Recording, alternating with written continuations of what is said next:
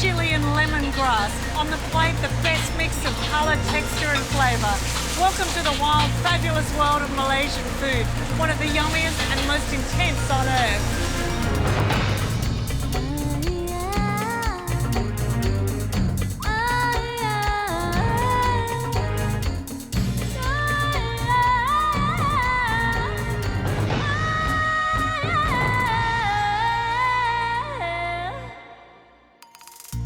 Join our food safari to learn the secrets of spicy beef rendang, a cheats laksa that takes just minutes, the sexiest noodles on earth, and a dessert of tiny pearls.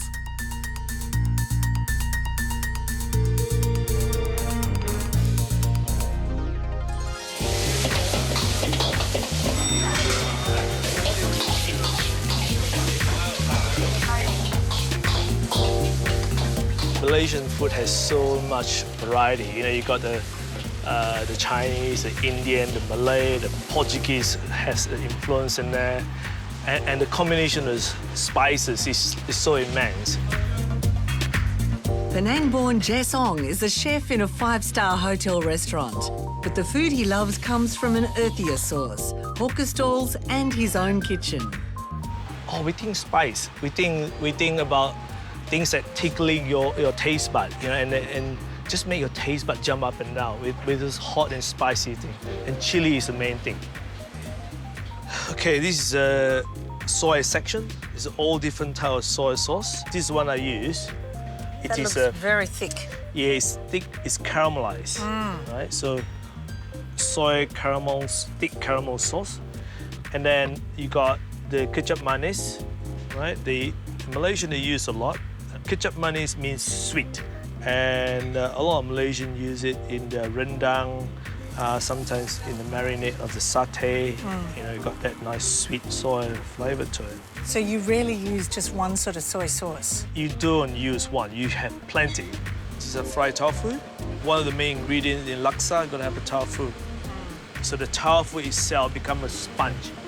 It absorbs all the flavour of the coconut milk, the spices, and herbs and chili. And when you cut it open, it just bursts of the flavour. It's just delicious, absolutely fantastic to eat. God, you've sold me. Yes. And tamarind paste. And describe the flavour. A bit more like a sour, fruity, sour pulp. Excellent for fish. Dry anchovy or ikan bilis. Soak them in water, then deep fry it until crunchy. It's absolutely delicious. And this dry shrimps form the basis for a laksa paste. And this is also one of the main ingredients for sambal. So you make the chili and sambal very sweet and delicious and tangy. The shrimp paste or belacan, and this has an awful smell, but it tastes delicious. And in a lot of Malaysian food, sambal paste is so important to the dishes. Now, this is lapchong for cured pork sausages. You cut it very thin slice, you fry with noodles. Now, this is pandana leaves, and it's sort of like an Asian vanilla essence, and excellent, you know, to make sago pudding, desserts, even rice. You can get fragrant rice with it.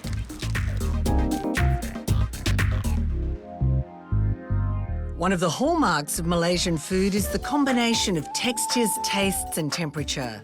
The national dish, nasi lemak, is a celebration of crunchy and creamy, with its deep-fried anchovies and boiled egg, cold slivers of pickled vegetables and steaming hot curries, all built around fragrant coconut pandan rice. Chef Alvin Tan has been making it for decades. Look how nice it is. Tell me what it is that you love about the coconut rice. Oh, the coconut rice, as opposed to cooking plain rice just with water, is actually cooked in coconut cream or coconut milk, and it brings out the flavour because of its richness. We call it lemak because lemak is anything that cooks with coconut milk, and it goes well with any other curries.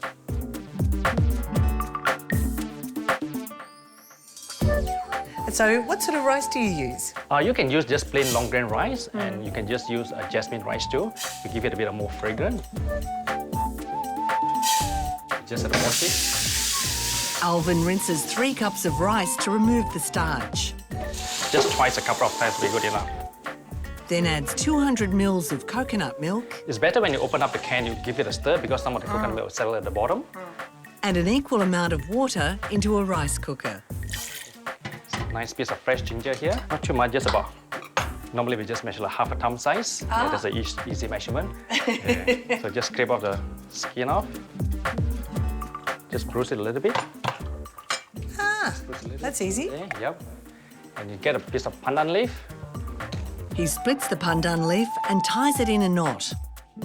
So that releases all Yeah, its rich flavour? flavor, yeah. Half a teaspoon of salt. Okay. He then cooks it for 15 to 20 minutes until the house fills with the aromas of pandan and coconut. Because it's so rich that you need some other accompaniments to go with it. And rendang is one of the classical dishes that actually goes with nasi lemak.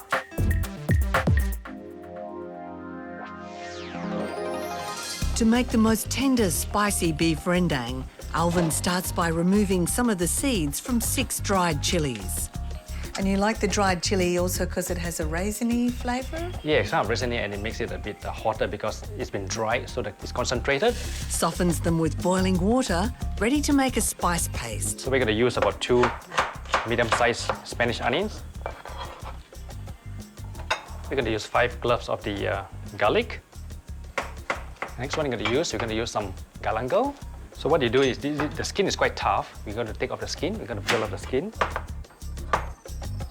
It's like a ginger, but it's Yeah, got it's a much different... different flavor and it's much more stronger than ginger. Yeah. Yep, so just cut it. The other one that we're going to use is some ginger. Cut them in the slices. It is a lovely lemongrass, or we call it serai in Malaysia. That's all right. Yep. So with Malaysian curries, all the work is in the preparation? Yeah, it's in the wet paste. Yeah. But this also has to be finely chopped because it's hard to blend because they're quite tough. I just put it in a little liquidizer or a blender. Ah. That's a handy device. This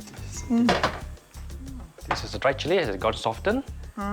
Okay, I'm going to make use of a little bit of water to help to liquidize.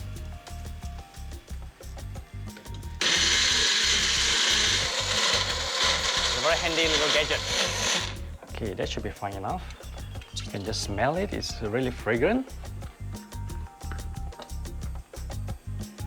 Wow, Alvin. That's really good, That's isn't it? amazing. And- Fantastic. The chili, sort of weave it up through your nose. Well, that certainly doesn't smell like something that you'd buy in a jar. No, definitely It's not, yeah. intense and fresh. And what you're going to do is fry them in about half cup of oil. You can use any blended vegetable or just canola oil. We need a fair bit of oil in there because otherwise it's too dry and it might get burned. So the oil helps it to prevent it from sticking.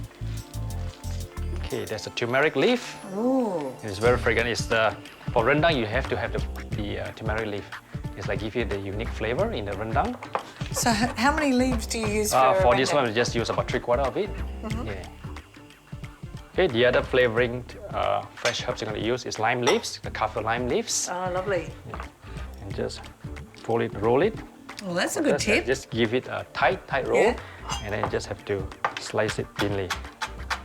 Oh, that smells so good. So you can just put together with the turmeric leaf. After about 3 to 4 minutes, that's when the time you actually can put the beef. What I'm using now is the top side. So you can use round, you can use shin beef or gravy beef. So at this moment, we can actually put in the coconut milk. So we're going to use about 1 cup. The next thing we need to do is we're going to put in some curry powder in there to give it extra flavor.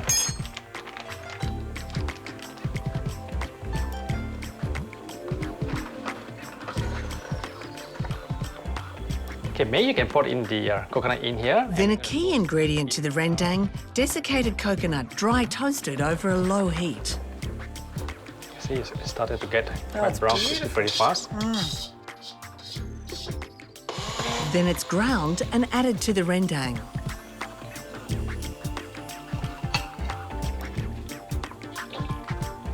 So we're going to season it a bit. And thick soya sauce to add flavour and colour. The toasted coconut makes it thicker. Yeah, make it thicker and give you the flavor. And this will take at least about 1 hour to 1.25 hours, depending on the cut of the beef they're using. Okay, mate, we just have a taste and see how it goes. Fantastic. I've been waiting on this. Okay, there beautiful. you are. Yes, it is. It should be tender enough. Beautiful. Thank you. How does Wow. it taste like? Everything I tasty. love about Malaysian food is here. Oh, that's it's good. like flavour dialed up to 11. It's tender, it's spicy. So do you taste the turmeric leaf? Oh, I taste about 15 flavours all at once.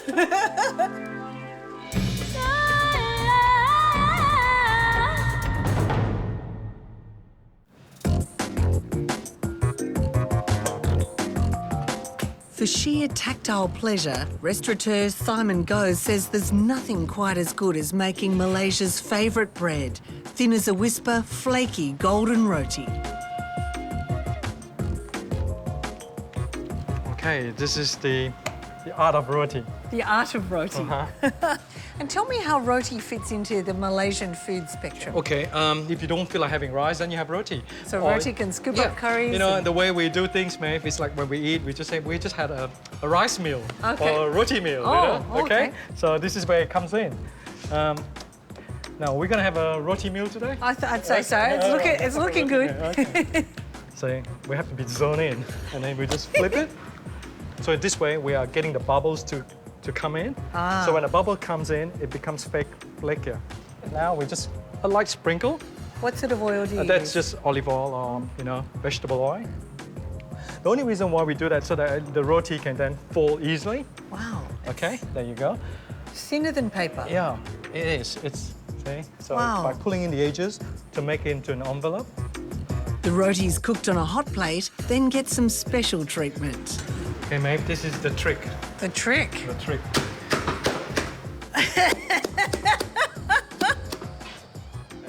That's so much Yeah, fun. there you go, Maeve. That's great. It's all about fluffing it up. Chicken, Yeah, chicken curry. Beautiful. Lovely thick sauce. Okay. All right, And then you just pull it apart. pull it apart. All right, just pull it apart. Okay, this is our work of art. Yummy. Cheers. That's great, Simon. Does this have a name? We call this roti Maeve. Oh, you're very good.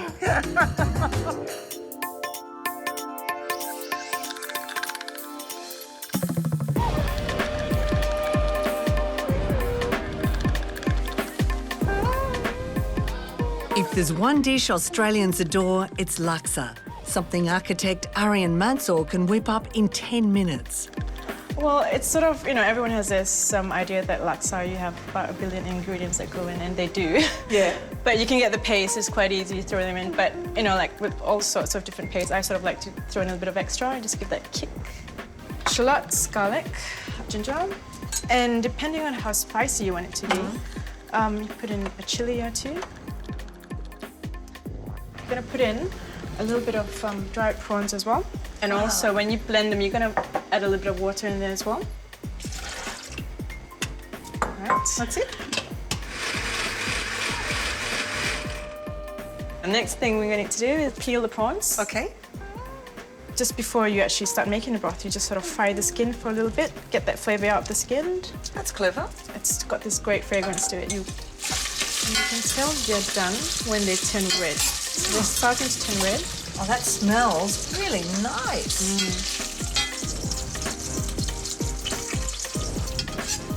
Stand back. Stand back, okay. Then you can start throwing in the laksa paste. Oh, that looks full of flavour. Now, this is for 2 people. For 2 Yeah. people. So you do about half a jar for 2 people. Next thing is throw in the water. You need about 1 litre of water. And then just let it simmer for about 10 minutes. In the meantime, you can throw in a bit of fish sauce and the coconut cream. Okay, throw in about 3/4. Just the fish balls. And sort of just throw that all in. This is essential in laksa. Essential. Essential. You cut them in half so that it can soak in the flavour. Oh, yeah. Oh, that looks beautiful. And we might squeeze in a little bit of lime now. Arian blanches 2 types of noodles, rice vermicelli and egg noodles. Then in the same water, poaches the prawns. Just pour the broth into the noodles and then garnish it with all the lovelies that we've got to the side. Wow. The garnish includes shredded chicken, coriander, spring onion, fried shallots and a lime wedge.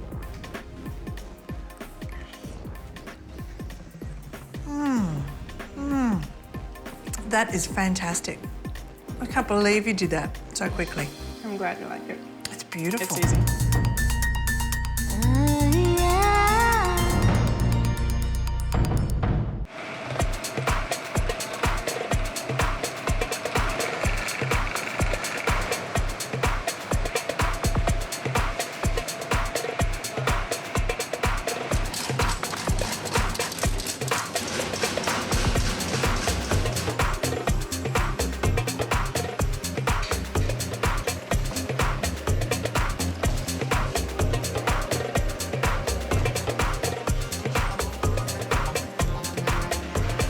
A main staple of Malaysian food is noodles. Here, silky egg noodles are made fresh every day for use in stir fries and soups, and rice noodles in delicious char kway teow.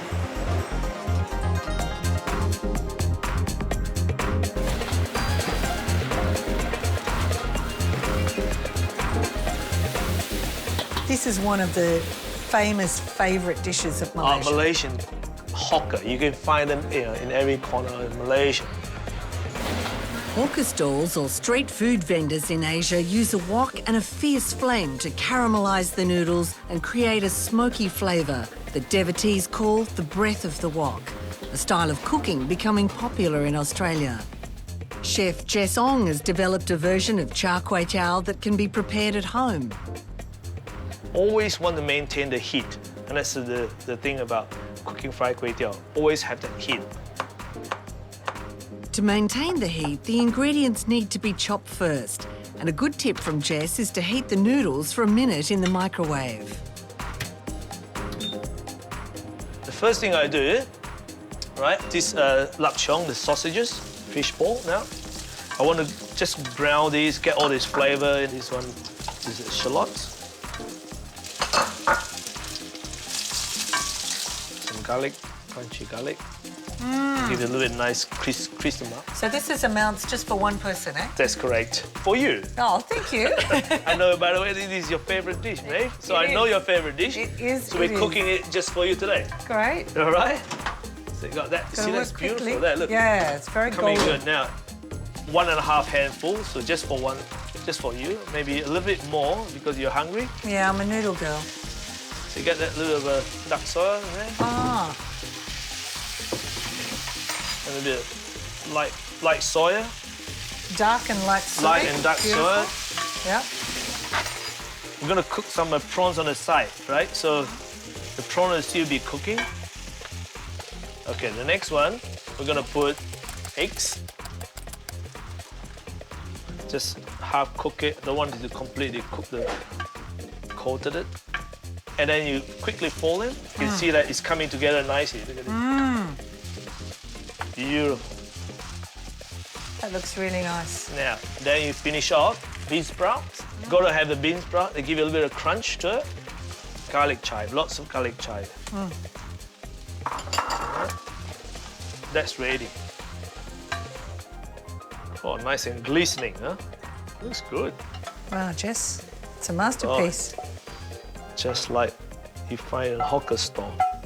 Lovely. Yeah, That's a Maeve, good, generous as soup. your lunch? Oh, my favourite dish. That's my big Chin chin. chin chin. Oh, That's great. that's delicious. That is delicious. Well, that is Sorry. delicious, if I may say. That's it. Oh.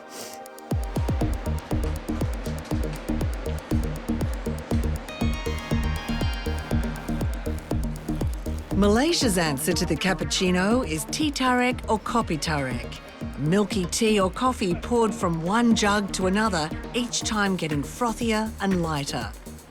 A great finish to a meal, along with some of the desserts.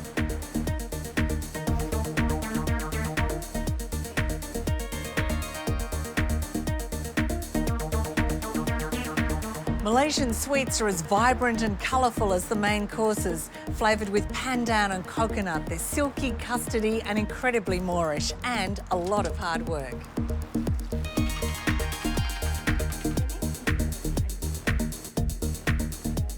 Alice Tan and her husband Paul make a range of steamed rice flour and coconut milk sweets called kuih in their small restaurant in the northern suburbs of Sydney.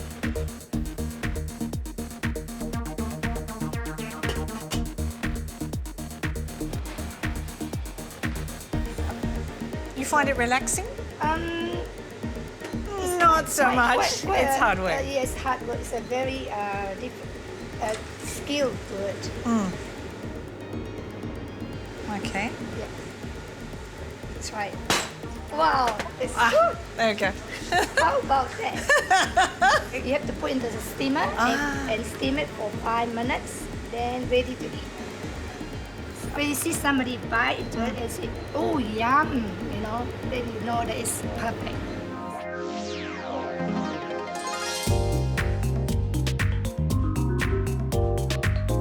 An easier dessert to make at home is sago pudding. Suzanne Goh has turned all her Sydney friends onto her favourite childhood dessert. Probably about 4 ingredients. You've got the palm sugar, you've got the sago, a bit of sugar to add into the palm sugar for taste, and coconut milk. The bigger the pot, the better, because when you put the sago into boil, the sago won't stick together and it doesn't become lumpy. So we just keep stirring and boiling till it starts floating to the top. There we are. Yes, So there's just not much left. See, there's a bit of white there in the middle, but as it cools down, it disappears and just becomes transparent. So you know it's cooked. That's why they call it pearl sagos. They look like little pearls. It is. It's beautiful. And now it's time to rinse it under cold water to get rid of the starch, any starch that's in the water. We need to beat an egg white, okay? This is Mum's tip, is it? Yeah, this is a little trick of the trade. When you pour the sago in and mix it together, the sago, the pearls don't stick together. Now we just put it in the fridge to set, probably for an hour. We can do the palm sugar syrup. This is a piece of palm sugar. I've got just like half a cup of water. It becomes a syrup, but quite a thick syrup, not too watery. Palm sugar in itself is not that sweet, so normally we add a bit of sugar in it. This is about 4 tablespoons. That looks beautifully rich and dark. Yes. So we just strain the palm sugar. Wow, beautiful. Look at those little pearls. Coconut milk goes with the sago, gula melaka, yes. Oh, See it's how got the a sugar's thickened a bit? Oh, Yeah. nice. Syrupy. This looks beautiful. Oh, wow. Delicious. It is delicious. Yeah. Please tell me it's good for me.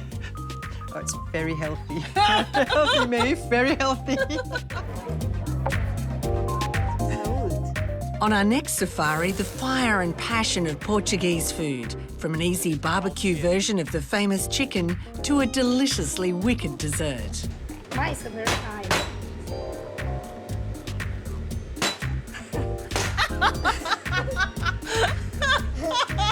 You know what happened?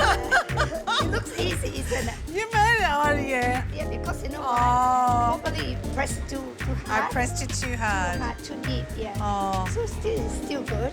Thank you.